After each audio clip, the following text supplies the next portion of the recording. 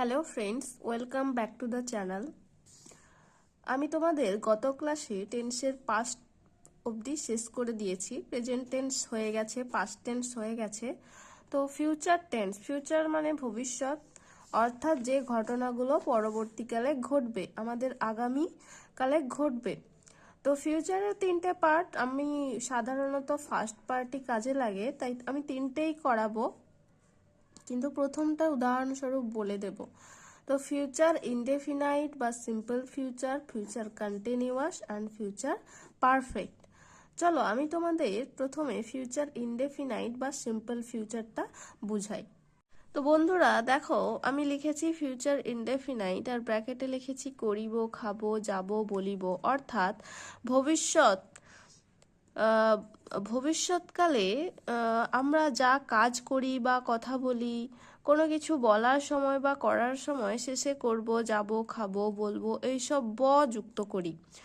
তো সেই রূপ আমরা কখন বুঝবো যে সেটি ফিউচার ইনডেফিনাইটের উদাহরণ? তখনই বুঝবো যখন কোনো সেন্টেন্সের শেষে ব যুক্ত থাকবে, ব, বে বা এইসব যুক্ত থাকবে।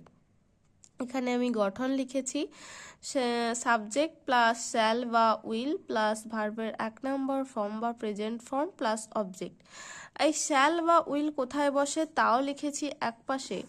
শ্যাল দেখো বন্ধুরা, শ্যাল বসে ফার্স্ট পার্সেন্টে, অর্থাৎ আই এবং উই এই দুটোর পরে শ্যাল বসতে পারে।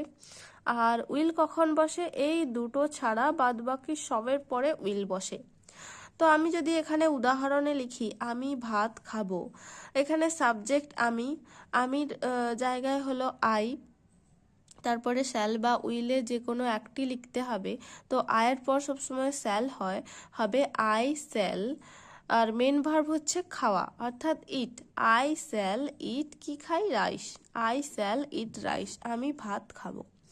আর একটি উদাহরণ দিয়েছি সে স্কুলে যাবে, এখানে সে অর্থাৎ হি বা সি যে কোনো একটি লিখতে পারি, আর হি বা সি যে কোনো পরে হবে উইল। হি উইল কোথায় কি করবে? যাবে।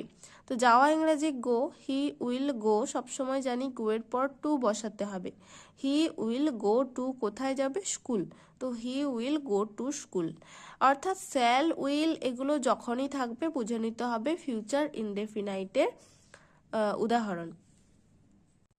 তো ফ্রেন্ডস দেখো, এখানে লিখেছি ফিউচার কন্টিনিউয়াস এবং ফিউচার পারফেক্ট, এই দুটোর গঠনও আমি লিখে দিয়েছি। প্রথমে দেখো ফিউচার কন্টিনিউয়াস, আর আমরা জানি সবসময় কন্টিনিউয়াস কথাটা শুনলেই বুঝতে পারি যে ভবিষ্যতের কিছু একটা ঘটতে থাকবে, কন্টিনিউয়াসলি চলতে থাকবে। তো আমরা বাক্যের শেষে যখনই দেখবো যে একটা তে থাকিব এটা থাকবে, তখনই আমরা বুঝে নেব যে ওটি ফিউচার কন্টিনিউয়াসের উদাহরণ, আর তখনই ওর গঠন ফলো করতে হবে। ওর গঠন কি আমি নিচে লিখেছি, সাবজেক্ট প্লাস শ্যাল বা উইল যে কোনো একটি দিতে হবে, সেটা সাবজেক্টের উপর নির্ভর করছে। তারপরে বি দিতে হবে, আর তারপরে ভার্বের যে প্রেজেন্ট ফর্ম অর্থাৎ মেন ভার্বের প্রেজেন্ট ফর্ম দিতে হবে, সঙ্গে আইএনজি যোগ করতে হবে। আর অবজেক্ট থাকলে দিতে হবে, না থাকলে নাই বা থাকলো। আর পরেরটি ফিউচার পারফেক্ট। আমরা পারফেক্ট জানি যে কোনো সেন্টেন্সের শেষে যখন ইয়া থাকিব, বলিয়া থাকিব, যাইয়া থাকিব হয়, তখনই আমরা ফিউচার পারফেক্ট বুঝে নিই। আর ফিউচার পারফেক্টের যে গঠন রয়েছে তা হলো সাবজেক্ট, তারপরে শ্যাল বা উইল, আর সঙ্গে একটা হ্যাভ আসবে। অর্থাৎ সাবজেক্ট ধরো থাকলো আই, আর আয়ের পর শ্যাল হবে, শ্যালের পর হ্যাভ, আই শ্যাল হ্যাভ বা হি উইল হ্যাভ। হ্যাভটা অবশ্যই সব জায়গায় বসবে, এখানে হ্যাজের কোনো কাজই নেই। আর পারফেক্ট মানে আমরা জানি ভার্বের 3 নম্বর ফর্ম অর্থাৎ পাস্ট পার্টিসিপল ফর্ম বসবে, সঙ্গে অবজেক্ট, অর্থাৎ সাবজেক্ট, তারপরে শ্যাল বা উইল, তারপর হ্যাভ, তারপর ভার্বের 3 নম্বর ফর্ম, তারপর অবজেক্ট। এই হলো ফিউচারের টোটাল গঠন। যদি কোনো অসুবিধা হয় বুঝতে তোমাদের, অবশ্যই কমেন্ট করবে।